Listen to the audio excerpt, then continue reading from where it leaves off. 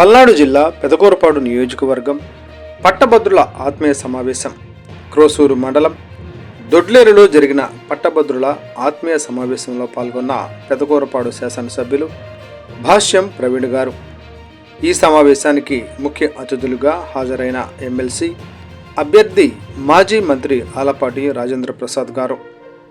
ముఖ్యమంత్రి చంద్రబాబు గారి నాయకత్వంలో కూటమి ప్రభుత్వం రాష్ట్ర అభివృద్ధికి కృషి చేస్తుందన్న ఎమ్మెల్యే, అధికారంలోకి వచ్చిన 6 నెలల్లోనే ఏ ప్రభుత్వం చేయలేని అభివృద్ధి సంక్షేమ కార్యక్రమాలను కూటమి ప్రభుత్వం అమలు చేసిందన్న ఎమ్మెల్యే, ఎమ్మెల్సీ ఎన్నికల్లో మాజీ మంత్రి ఆలపాటి రాజేంద్ర ప్రసాద్ గారిని అధిక మెజారిటీతో గెలిపించేలా ప్రతి ఒక్కరూ కృషి చేయాలని పిలుపు. విద్యావంతులు, అనుభవం కలిగిన రాజేంద్ర ప్రసాద్ గారు ఎమ్మెల్సీగా గెలిస్తే పట్టభద్రులకు తగిన న్యాయం చేయగలుగుతారన్న ఎమ్మెల్యే. పట్టభద్రుల భవిష్యత్తు కోసం రాజేంద్ర ప్రసాద్ గారిని అధిక మెజారిటీతో గెలిపించాలని కోరిన ఎమ్మెల్యే